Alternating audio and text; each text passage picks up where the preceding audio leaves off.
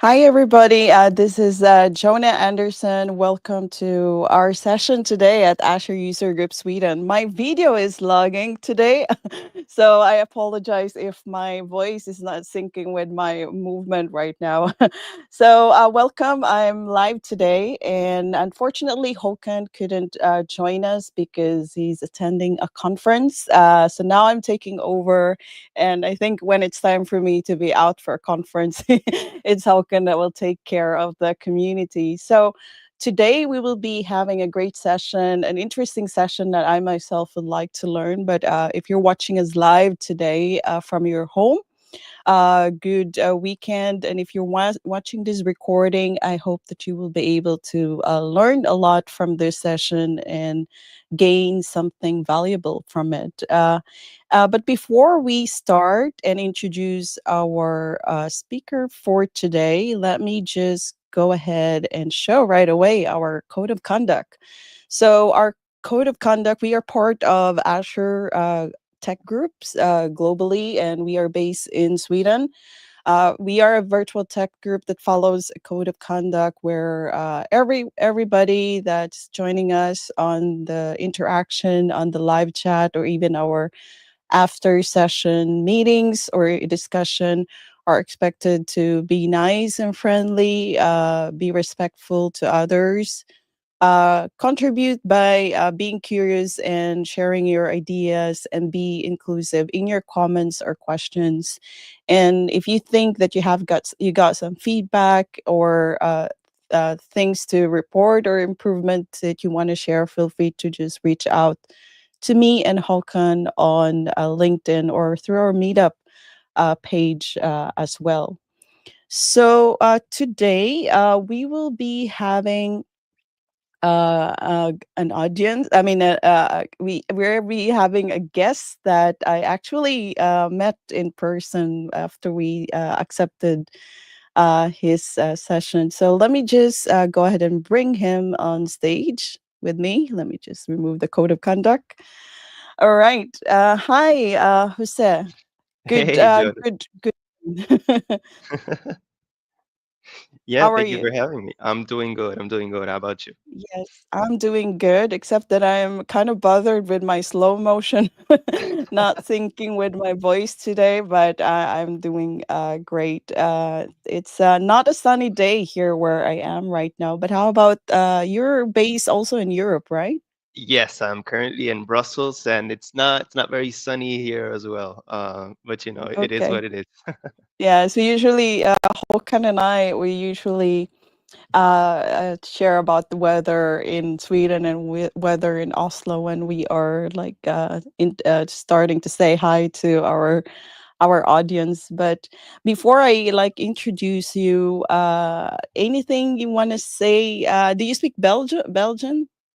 Like like No, I mean I don't speak Dutch, and I'm trying to learn French. Dutch? Yeah, sorry. And Yes. it's been a ride, but I'm getting better day by day, Yes, hopefully. all right, yes. But I see that your name is actually almost like Filipino. I'm from the Philippines, and it sounds like Perez, Rodriguez, Jose. So Yeah, I can, yeah, it's something to discuss about later. But let me just properly introduce you to for sure. our audience. So here today, we have Jose Andres Rodriguez Perez.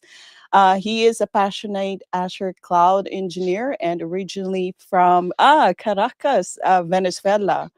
Now thriving in Brussels, Belgium. His journey into the world of technology began in university, where he was captivated by Microsoft development tools. Starting with Power Platform, he quickly transitioned to mastering the Azure ecosystem, and his expertise and enthusiasm have led him to work with diverse range of clients across United States and Belgium, helping to harness the full potential of cloud technology. So that's an amazing background you have, Jose. Thank you for Thank you having for that us and for introduction. sharing your knowledge. Thank you guys for having me today. Yes. So the what do you want to speak about today? By the way, I know the topic, but is there anything that you want to catch, give a an eye catcher to our audience watching us live or recorded later? Yeah, yeah, for sure. So I started my journey into this Azure ecosystem with the Logic apps, right? That was the door that I opened initially. So what we're going to talk about today is precisely about Logic app custom connectors, right? And some of the the troubles of trying to automate solutions that use Logic app custom connectors. So that's what we're going to be talking about today. All right, that's great. Do you wanna let's go ahead and start then. For sure, for Let's sure. Let me see. share my Let screen me. very quickly. You were like discussing backstage about like the tricks on toggling the screen. Don't worry about. We're very spontaneous and casual in our user group, so it's not like the conference that we can. Yeah, you know Everything how has it to is. be pristine. Yeah. Yes, it's good. All right. All right, So all right. So I want to So, inform you that your presentation is already on shared publicly. So I'll let you do your presentation. And to those that have questions for Jose, feel free to add it on the live comments or live chat, and I will be discussing it with him, and he will answer it later on after the presentation. So the all right. stage is yours, Jose. All right, thank you. So today we're going to talk about custom connector deployment, right? And specifically custom connectors in Azure Logic Apps, right? And we're going to see how .NET, OpenAPI, and Azure DevOps come together to find a way to automate changes and um, basically a deployment strategy, how to take care of custom connectors in that space. Okay. But to do that, I wanted to first start by explaining a little bit, giving some context on how I encountered this issue, right? So initially, about maybe 2 to 3 years ago, I started working for a company in the US, right? And I was assigned to a client that had BizTalk server as their main solution for orchestration and interacting with different systems across their infrastructure, right? And they used BizTalk server for some very critical business processes, right? That interacted with CRMs or with other internal servers, databases, and even exposed some services online, right? So it was very critical, this tool for them.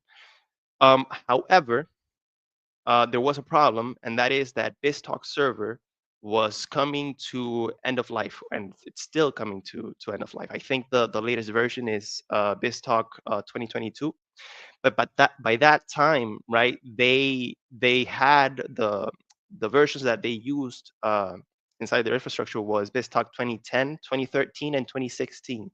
So it was a bit chaotic, right? It was a bit of a mess. And they were inclined to try to migrate from Vista because they didn't want to face, basically be out of support when the date came, right? So they were inclined to migrate to Azure Integration Services, specifically Logic Apps, due to its capabilities in orchestration and mapping, which were features that are common are at the core of BizTalk server, right? So routing messages to different systems and transforming data, that kind of thing, right? So that was the context in which this problem basically came to be, right? So let's talk a little bit about Azure Logic Apps. So Logic Apps are a cloud platform, a tool within Azure, a resource that allows you to create and run automated workflows very, very easily, right? You can create basically orchestrations with very little code. You can connect legacy and modern systems together across the cloud and on-premise environments, and it has more than 1,000 pre-built connectors to integrate data, right? We'll talk a little bit more about what those connectors are and what's the underlying architecture um, about them, right? So if you guys come from a Power Platform background, you know that Logic Apps is very, very similar to Power Automate in the way that you have a designer and you can drag and drop shapes and choose, different options to route and transform data, and it's very easy and very user friendly in that sense. Okay, so we've talked about how Logic Apps use connectors, right? But in essence, what is a connector, right? So a connector are a series of operations that can be performed on Microsoft or other verified services, right? And they're used to address common business processes, right? So mapping data, transforming data, sending messages to different systems, that kind of thing. There are two set of operations that are like the base for the rest, which are triggers and actions, right? Where triggers are the very first operation that takes place in any workflow, and an action are any subsequent operations um, that take place after the trigger is hit, right? So in the image we have an example of the data operations connector, where you have a series of actions that can be performed on data, right? So you can select or concatenate data, compose different objects, chunk texts, parse JSON, many different operations. Okay, so for Azure Logic App connectors, there are three main types. Okay, we have the built-in connectors, which run natively in the Azure Logic Apps runtime. And the cool thing about that is that they are not necessarily tied to any specific system or service or protocol, right? And because they run natively inside the Logic Apps runtime, they provide better performance, capabilities, even pricing as well, right? And for that same reason, you don't have to create a specific connection to an external Microsoft service or anything like that, because it's inside the runtime, right? So there are a few that are important to mention, right? We have the general built-in connectors, so receiving an HTTP request, or maybe setting a recurrence trigger to run a workflow at this particular point in time. You also have the service provider based, right? So like event grid, blob storage, service bus, right? That leverage an external service within Azure. You also have the ones that run code from workflows, so calling a function app, or maybe having some inline code to perform some custom logic within your workflow. And of course, control workflows like switches, scopes, um, loops, right? And of course, managed or manipulate data. Are the ones, for example, the example that we saw previously for data operations or setting variables, um, that kind of thing. And also B2B operations, right? So there we're talking about leveraging the features related to EDI, so X12, um, Edifact, leveraging integration accounts. So you have many connectors to give this general base on how to handle data. Okay. We also have to talk about the managed connectors, right? So these are the connectors that are managed by Microsoft, and of course, they're hosted in Azure. So they provide ways to access other systems, right? So Event Grid, Service Bus, Outlook, SharePoint, these external services that are managed by Microsoft. Okay? Of course, and they also require an external connection to be um, to set with them in order to connect data and to use these operations. Okay, there are four types. So we're talking about standard connectors, so the ones that connect to Outlook, SharePoint, and the other Microsoft services. Also, enterprise connectors, right? So when we have to perform some kind of business logic with mainframe, IBM 3270, MQ, and SAP. We also have the on-premise connectors, right? So when we, for example, want to connect to a BizTalk orchestration, leverage an external orchestration from BizTalk, Teradata. And of course, for these connectors, we also have to use an on-premises data gateway if a VNet is not set in your Azure environment. Okay, and also the integration account connectors. So very similar to the B2B operations that we talked about before. So the ones that are related to X12, Edifact, um, those kind of EDI. Okay, and last but not least, and the focus of today's presentation, the custom connectors, right? So these support uh, tailored scenarios, right? So they expand on the capabilities of the connectors that are already pre-built and available in Azure for Logic Apps, because here you can leverage your own logic, right? And you have two types: the ones that are OpenAPI or SOAP based for Logic Apps in the consumption tier, or the ones that are service provider based in the Logic App standard tier, right? So service provider based can be a whole different topic, a whole different presentation. Today, we're just going to talk about that very first one, right? So OpenAPI or SOAP based in consumption. So when we choose a connector, right, in the designer, whether that be in Power Automate or in Logic Apps, we have to think about what's going on behind the scenes, right? So how's that infrastructure in the on the back end, to say it in a way. So you have your Azure API management, which hosts all of the API specs and policies for that connector, right? And also verifies the keys, tokens, certificates, and basically the credentials when you choose an operation from that connector, right?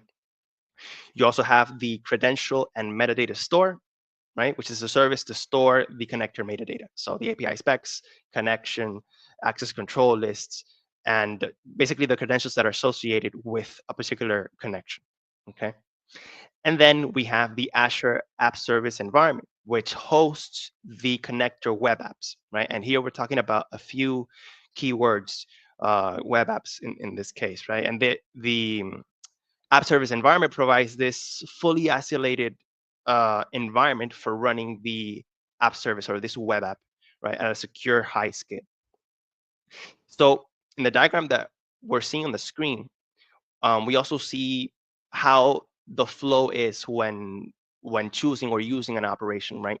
So basically, the operations that's being chosen on the Logic Apps designer, or when the workflow is running, it creates a direct call to a backend, right? So this app service or this web app that's hosted in this app service environment through the API management resource. And of course, from there, if it's a service that's inside of Azure, it'll make a call to there and perform that logic. Or if it's an on-premise service that's you're trying to retrieve data from, you would leverage an on-premises data gateway to perform that logic there.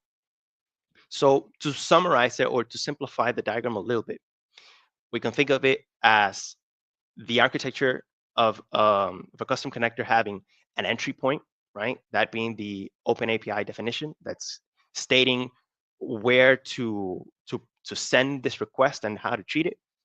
That's going to be sent to a web app, which performs the logic. And of course, if that web app relies on an external system in Azure or maybe even on premise, it'll perform that logic there. Okay. So going back to the story, right? This organization in the US migrated to using Azure Integration Services, and it went very well, right, for most of the processes that they had. But then they faced an issue when trying to access data from an IBM Informix database that they had. Okay. And the problem with that was that when using the IBM Informix connector provided by Microsoft, I'm not sure how it is at the moment, but I remember that at the time it was a bit unreliable in the sense that you would use the connector to, let's say, get some data, right, from a table. And then even though the connection was set correctly and that everything was fine, you would often not get the data that was fetched, right? So for example, if you were certain that there was X amount of rows in a table, for some runs you would get the data, but for some others you just wouldn't get it, right? So there was something behind the scenes that we, the developers, didn't have control of. And at the same time, the process that this organization had relied on stored procedures, which at the time the IBM Informix connector didn't really have support for, right? So you could only perform your basic operations like get data from a table, make an update, post or create a new record, but that was pretty much it, right? If you needed to use a stored procedure, you need to find a different an alternative, right, to use that. And to top it all off, the schema of which the data was returned wasn't very comfortable to handle in the Logic Apps workflow, right? Because you would get an array with different kinds of objects, and you would, to put it in a way, you would have to make a lot of transformations from that raw data to use it in a comfortable way in other connectors to be used in other services, right? So that led to the necessity of finding a custom solution, right? And that's where custom connectors came into place, right? So we know that custom connectors, at least the ones that are OpenAPI or SOAP based, they're basically a web app, right? So ultimately, what we ended up doing was creating a custom connector, right, that leveraged an on-premises data gateway, and then we had an API on premise that had access to the Informix database, right? So we would call the API server, the API on premise, and then perform the logic there, get the data from the stored procedure, perform, the X amount of operations that we needed, and then get that data back into our Logic App workflow with a comfortable schema or a comfortable format for that data to be treated from that point forward. Okay. So that was the solution that we implemented there.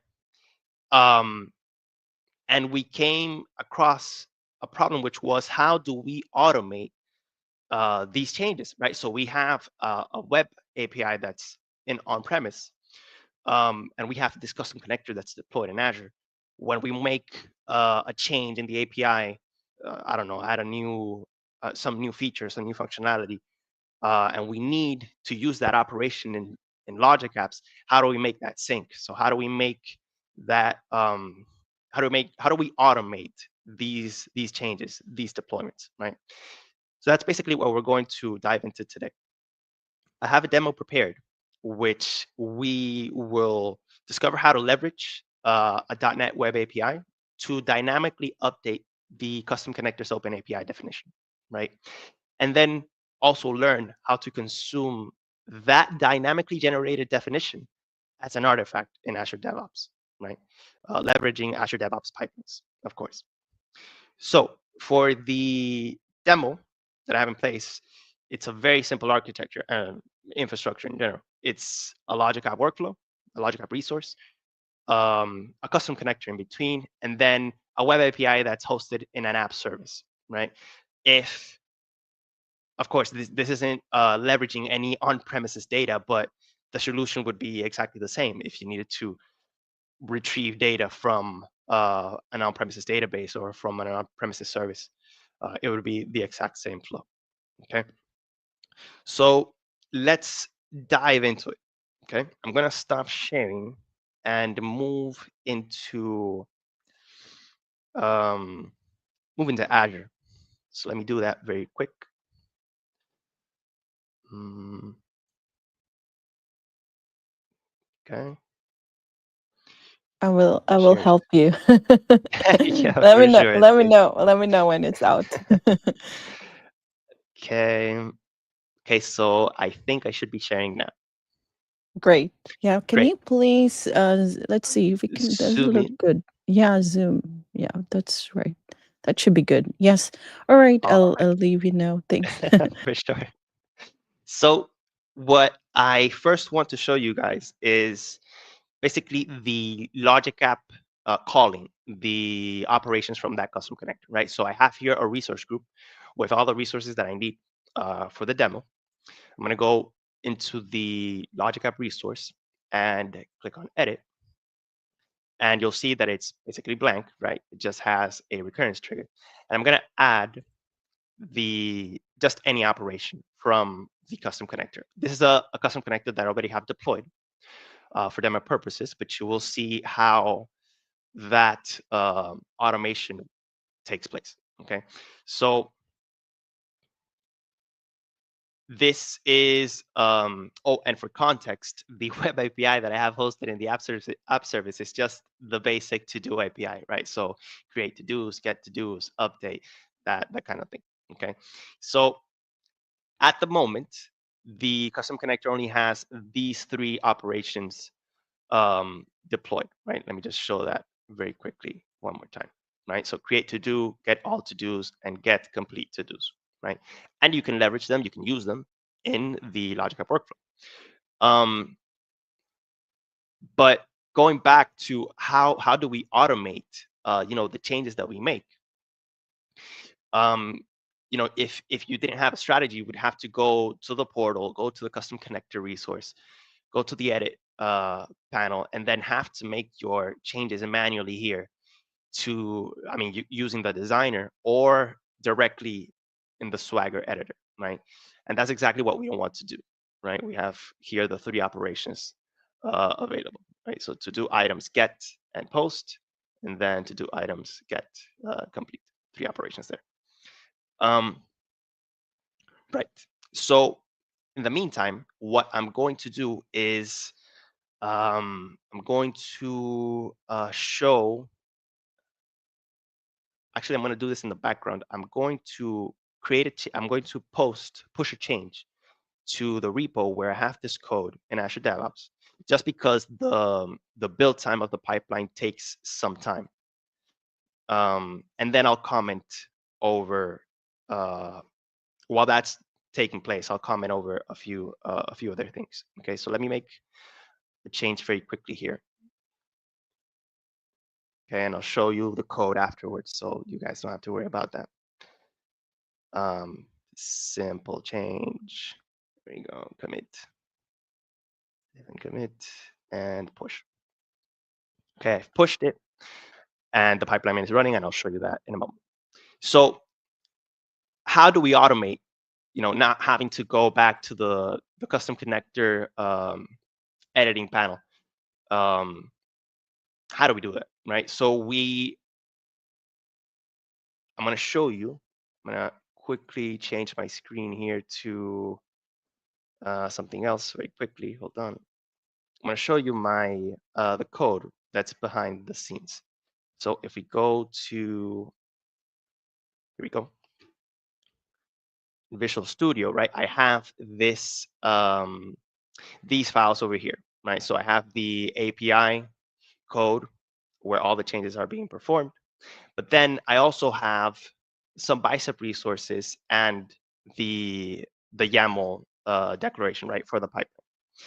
What's important to note here is that in order to deploy the custom connector, there isn't, at least to my knowledge at this time, there isn't an alternative using the Azure CLI nor the Azure PowerShell, right? The only way to automate it is using Bicep, which Microsoft has an offering for deploying the custom connectors, right? Which is what I'm showing right here. But then that leads to the question, if we wanted to deploy this custom connector in a pipeline, right, we would have to try to find a way to load the Swagger definition into this property, right? And of course, because this is currently in my local machine, I would have the Swagger definition here, and I would deploy it using this Bicep function, right? So loading the JSON content. But we need to find a way to do this in Azure DevOps. So that's why there's the necessity of dynamically generating the OpenAPI definition, right? So what I have here is the custom connector, the Bicep for that, and also a main template that creates a resource group and generates that custom connector in Azure. And then we also have some some YAML definitions, right, for the pipeline that's taking care of that deployment. So what's going on behind the scenes is that there's a pipeline, right, that's listening for changes in the API, right? And then I have here just some parameters for deploying those changes to the app service for the web app, but also on how to also leveraging the generated OpenAPI definition from that um, from that web app to be used inside of the custom connector of the Bicep custom connector. Okay. And what that pipeline does is it builds the solution, right? So we have a stage for building and also for dropping the generated OpenAPI definition. So we build a solution, right, using .NET. We build a project. At the time when I created the demo, I was using .NET 8, and then I encountered that trying to use .NET 9 wasn't going to work because the solution is currently using Swashbuckle to generate that OpenAPI definition, right? And the problem is that for .NET 9, Swashbuckle is no longer going to be supported. But that's not a blocker. That's just something to take into consideration. You would have to find some other alternative, right, to generate that OpenAPI definition, which could be either ASP.NET Core OpenAPI or maybe NSWAG or some other alternative that's supported in .NET 9, right? But the bottom line is that once that file is generated, it gets dropped into a container as an artifact, right? Both the Swagger file, the OpenAPI definition, and as well the custom connector Bicep template, um, and of course the changes from the built solution, right? So those three files get in there, and then in the deployment stage, you would deploy, you would publish, that build to your app service, but also deploy the custom connector, leveraging the fact that the Bicep template and the dynamically generated OpenAPI specification are in the same container, they're in the same directory, and therefore you could use the Bicep template to update, right, the definition that you have for that for a change in your web app. Okay, so what I wasn't showing before, which I am going to show now, is the code behind the scene, which is over here. Give me one moment. Here we go. Okay. So what I did behind the scenes, right, just a while ago, was I had these what do you call it? These I had this code, right, and I only had these operations um available, right, the ones that we saw before. So get all to dos, get all complete to dos, and create to do. And what I did was uncommented some of the code that I had here. And now I realized that probably the build is not going to work because I forgot this little guy over here. Let me fix that right quick. Right, so it should look like this. Okay, so delete is good there, but then I have to do this like this here. There we go. So I'm going to push it again, and I'll show you the results from an earlier build, and that's okay. But basically what I did was this, right? So I would make a small change to the API that could be a new feature, a bug fix from the web API that I already had deployed. And that would trigger the pipeline, right? Which is what's going on behind the scene. Something that's very important to take into consideration here is that at the moment, for custom connectors, it doesn't support OpenAPI 3.0, right? So it only supports up to 2.0, and that's something to take into consideration because the spec is a bit different in terms of the features and the formats and how the YAML, the specification, gets defined right? If you use OpenAPI 2.0 or 3.0. So that's something to take into consideration. Probably in the near future, hopefully, OpenAPI 3.0 might be available. But at the moment, keep in mind that 2.0 is the latest supported version, right? So that I made the change and the pipeline is running. I'm going to show you guys the the pipeline in Azure DevOps. Give me a moment to switch back and go to here. Okay, and then here, right? If I refresh, you will see the pipelines running, right? So of course, the change that I made initially failed because of that comment, but then this, the change that I just made right now is currently running. We're not going to wait for the pipeline to run because it does take a few minutes, right? Like 5 minutes to make the change.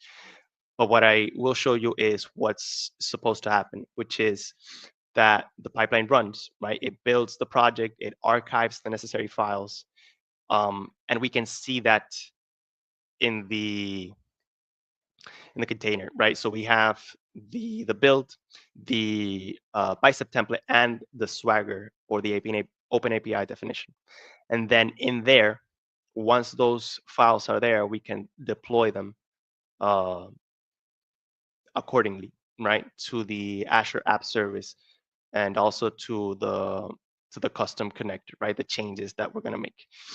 Um, we still have to wait for the pipeline to finish, but in the meantime, I'm going to briefly talk about the basically the general approach that one should follow to implement something like this, right? So I'm going to switch back to the presentation, and then I'll show the results once the build is finished.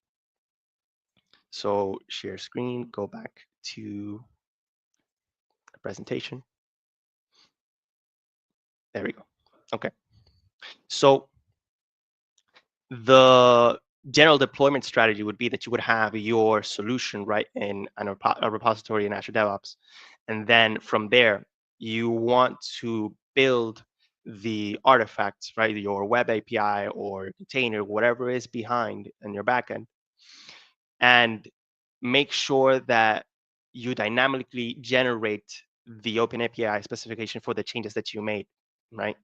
And then also leverage the Bicep template to load that dynamically generated file so that when you deploy to your app service and your custom connector, you get that latest version. Okay, so that's the general strategy in that sense. I think the pipeline should be finished. Let me check very quick. And I'm going to stop sharing for that. Give me a moment. Okay. If we go to, yep, so it's finished deploying. If we go back to our, oh, let me see if I'm sharing. Hold on. Yeah, you need to share. Yes. Yeah, I need to share. Hold on. Give me one Yes. moment. Okay. I'm like watching in the backstage. That let's see. Let's see. There we go. This is fun. Okay, so the pipeline finished deploying, right? So we got the changes and pushed to the app service and also to the custom connector. And then if we go back to our Logic app, remember that we had only 3 operations. If we edit it, right, and see the available the other operations that we have available at the moment, we should have those other operations that I uncommented from the code, right? And you can see that we have the initial 3, but we also have get to do and update to do, right? And these are operations that you could leverage in your workflow, right? Um, and that's pretty much it. It's a very similar approach to how you would try to keep your APIs up to date if you use Azure API management, right? And you You want to keep your APIs updated there, your policies. It's a similar approach that one could follow if you don't already use something like API Ops, which is another offering, which is also very neat uh, for keeping API management up to date. But this is something that could be used, I think, in a way a bit more generic for both custom connectors and Open API management as well. Okay, and that's what I had in store for you guys. That was pretty much it. I'm going to stop Yes. sharing Yeah, and go back. that's all. And It that's was pretty much it. very like quick and also very intense also with lots of demos. I like that. I miss your talk actually during the previous conference. It was in Tallinn, right? Cloud Technology Tallinn. It was in Talent indeed. Yes. Yes. And I know that you also attended my session. So and then I missed Indeed. yours because I think your session was after At the mine. very end. Yeah, it was at very late in the afternoon. Yes, yes, yes. But thank you so much for the great presentation. No question that came up so far from the live audience, but I do appreciate your demo. But I have a question though. You did mention I work a lot with DevOps and also .NET development, and I like the API development as well. But I'm curious, how does it work? I mean, are you able to implement this example or setup or use case with Azure Developer CLI templates as well? You did mention CLI earlier. Have you tried it with ACD? I haven't tried it Mm? specifically because I remember that there wasn't a command to deploy the custom connector. That was the big limitation. I would Ah, have to go back okay. and check, right, if that's the case Yes, now. yes, yes. If it Yeah. was, you could probably leverage, PowerShell or CLI instead of having to dynamically insert the same template once and over again inside of the container. That would probably be a better Yes. approach indeed. I do see a potential for a possible template on this one as well. For this, at least for the to do app to start with. And you were in my session, and I think there's a good way to build a lot of things with Azure Developer CLI. And I A hundred know percent. that the team is also like asking for templates for like I had a chat with a few of them and asked that if I could build templates for like durable functions in .NET and Terraform. So if you and I Yeah. can collaborate together on building a Oh, for template sure. in ACD, powers combined, we could do For sure. coding together. Yeah, yes. I also work with DevOps. So one, since we don't have questions, so I'm just gonna throw you some discussion since we still have like about 15 minutes before we have to end the stream. But I'm curious about how it works. I mean, does it work also in building the infrastructure, not just in Bicep, but also in Terraform? Because we use, for example, in my project, Terraform as our infrastructure as code. Is that also possible Well, in building? I'm not sure for you mean on building the custom connector as a resource in Azure?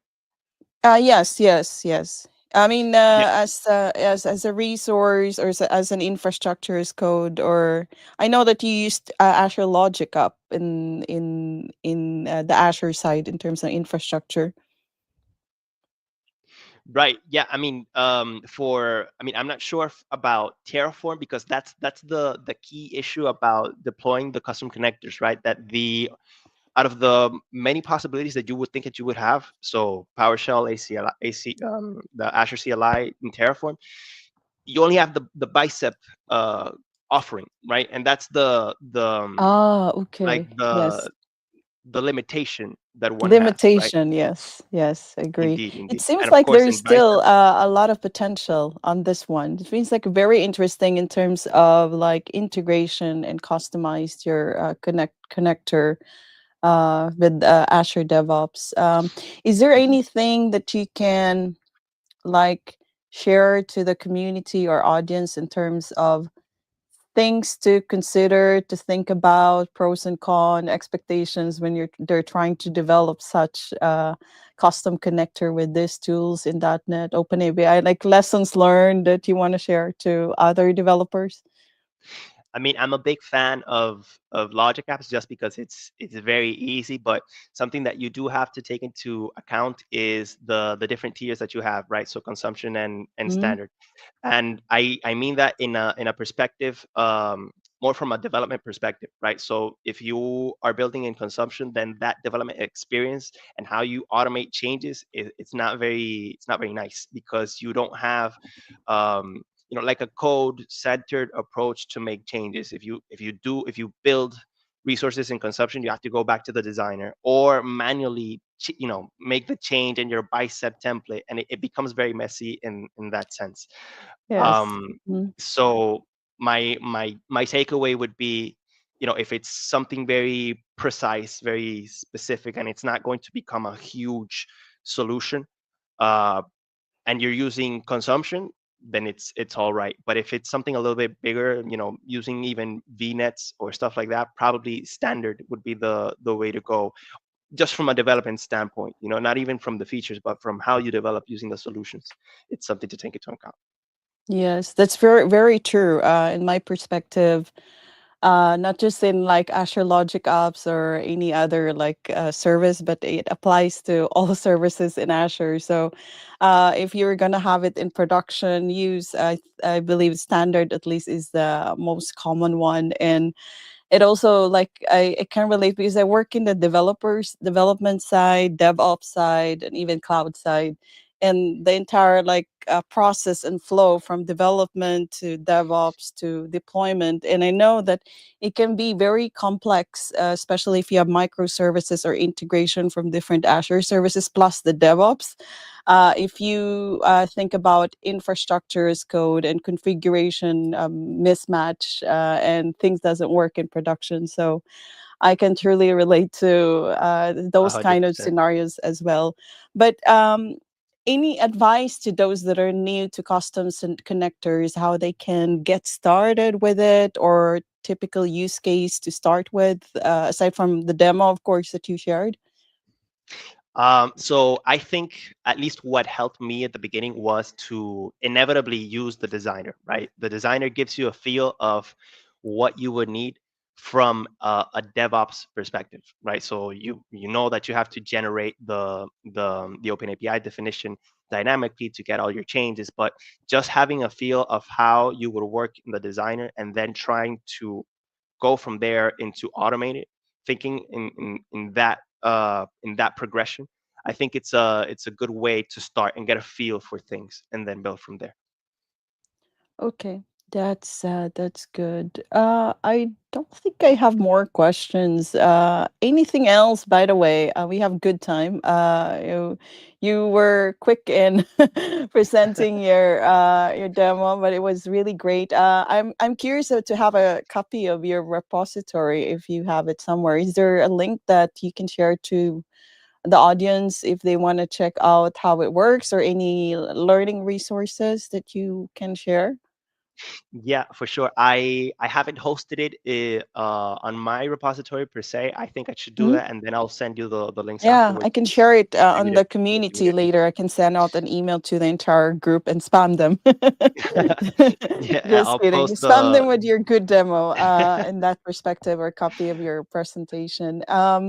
Okay, and anything else you want to share? How they can reach out to you? What's the best way to reach out? There's so many social media today. It's hard to know where is the primary one. So, which channel do you prefer to be reach out for any questions about this or help A regarding this? 100%, 100% LinkedIn. I mean, I Yes. guess I'm lacking behind. I don't have Blue Sky. I don't really use Twitter. I mean, LinkedIn is like prime for Yeah, me. for So me as well. definitely. Yes, we do have actually friends that's saying hi to us.